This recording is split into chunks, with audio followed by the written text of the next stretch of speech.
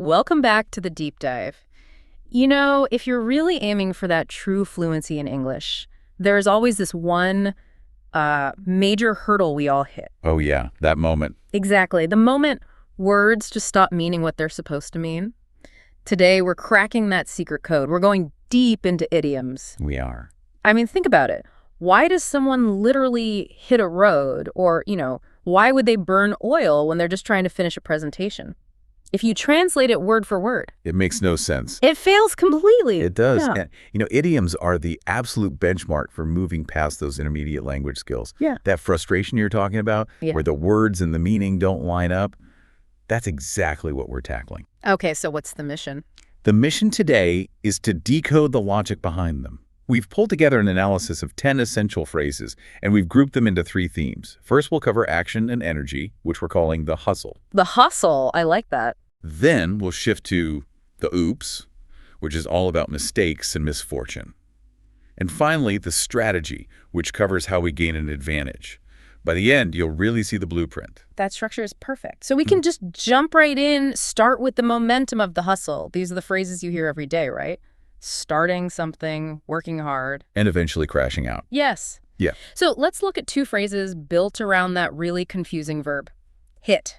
We've got hit the road and hit the sack. Right. So if I say to you, it's getting late, we should probably hit the road, what am I actually saying? You're initiating action. You mean we need to leave or we need to begin our journey now. It's all about starting a departure. Okay, and then contrast that. I get home, drop my bags, and say, I am absolutely exhausted. I'm going to hit the sack. Then you're announcing you're going to bed right now. Yeah. The sack, in this case, just refers to a bed or a mattress. So if you put those 2 together, hitting the road and hitting the sack, you start to see something really crucial. The word hit here isn't violent. It's like a shared piece of internal logic. Exactly. What's so fascinating is that the idiom uses hit to mean something like to reach a point of beginning or maybe to start an activity. You hit the road to start the drive, you hit the sack to start sleeping. And once you see that consistency, that shared pattern, you stop trying to translate the words.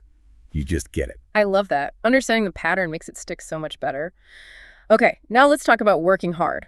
The sources gave us a classic. Burn midnight oil. Ah, yes. If someone's burning the midnight oil, they are working very, very late into the night. And the imagery here is so strong. It's pure history. I mean, before electric lights, you worked by oil lamps.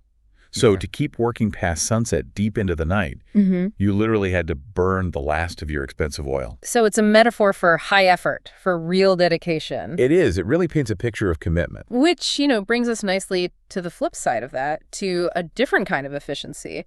Cut corners? Now, the straightforward meaning is to do something in the easiest, fastest way possible. But where's the line? Is finding a clever shortcut to organize my schedule cutting a corner? That's the critical nuance. No. Cutting corners almost always has a negative meaning. It implies you sacrificed quality or maybe even safety to save that time or money. It's never just a smart shortcut. If it were smart, you'd call it being efficient. Okay, so it's not a good thing. Not at all. We saw that example of a builder who cut corners on a foundation, and now the house has structural problems. He saved a bit of money, but he compromised the entire building. That's the key. Cutting corners means you broke the promise of quality. So to wrap up Module 1 then, if you need to leave, you hit the road. If you stayed up all night on a project, you burned midnight oil. But if you rushed that project and the work was shoddy, you cut corners. That distinction is absolutely vital. It is. So we've hustled, maybe worked a little too quickly. Now what happens when things go wrong?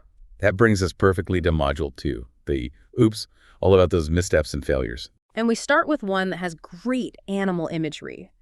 Bark up the wrong tree. A classic. It means you're pursuing a mistaken line of thought. Or, very often, you're accusing the wrong person. The image is just so clear. It is. A hunting dog barks to tell the hunter where the prey is, up in a tree. If the dog is barking at an empty tree... Yeah, it's wasting everyone's time and energy. Exactly. Yeah. Its effort is totally misdirected. So if someone thinks you stole their phone and you say, you're barking up the wrong tree, you're telling them to look elsewhere. It's such a great, direct way to say wrong suspect. Okay, moving from mistaken targets to fatal flaws, our next one is a chink in one's armor.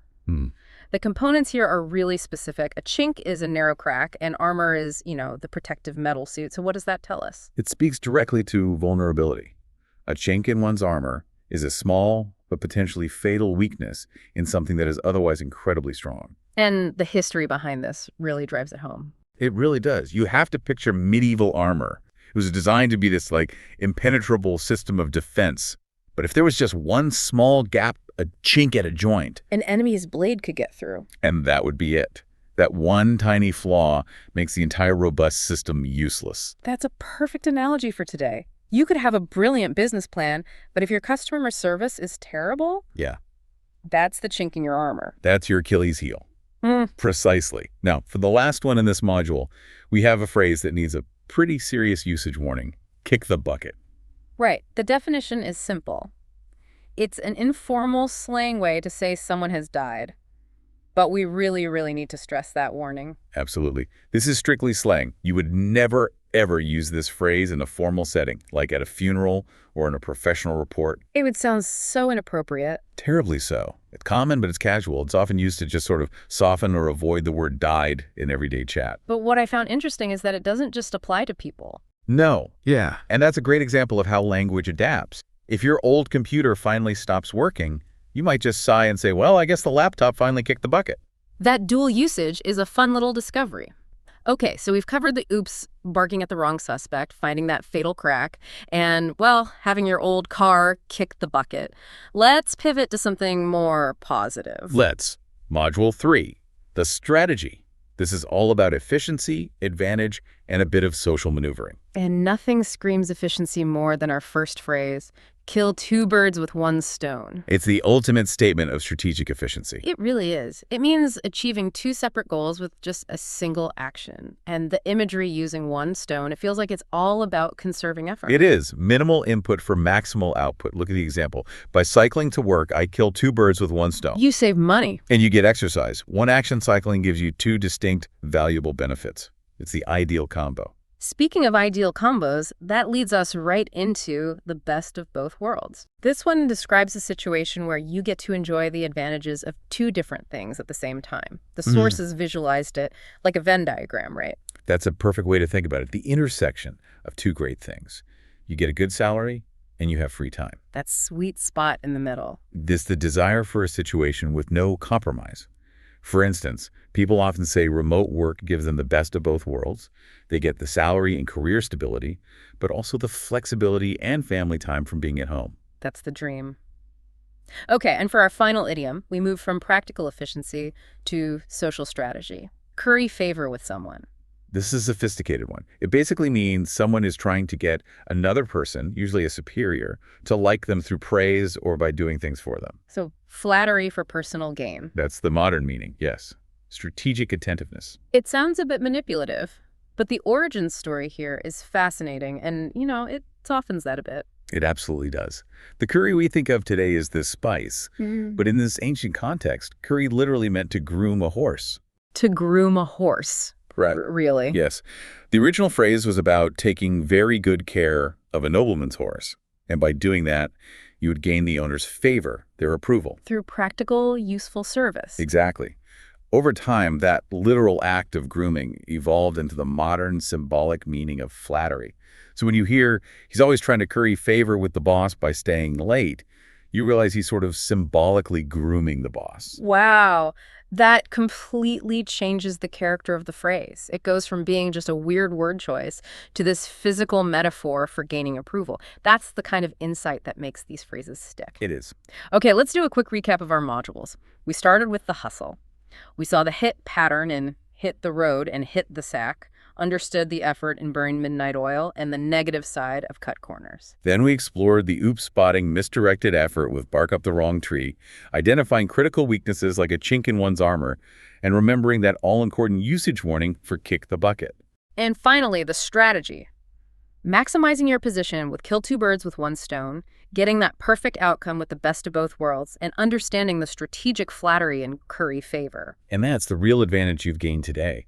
By seeing those patterns, like the shared meaning of hit or how a crack in armor becomes a conceptual flaw, you're not just memorizing. You're starting to listen and think like a native speaker. That's absolutely right. And this leads us to our final thought for you to explore as you start using these. We learned that kick the bucket has a very strict usage warning. It's informal slang. be careful with it. Exactly. But let's go back to the nuance of curry favor. We know its origin was grooming a horse, which could be a good necessary action. The modern usage usually implies insincerity, maybe even manipulation. But I want you to ask yourself this. Does strategic attentiveness always have to be negative? Can flattery sometimes be a genuine, if tactical, sign of diplomacy or respect in a complex social environment? That subtle gray area, that's often the next step toward true fluency. A fascinating dynamic to consider. Thank you so much for joining us for this deep dive into the secret language of idioms. We hope this helps you unlock that next level of fluency. We'll see you next time.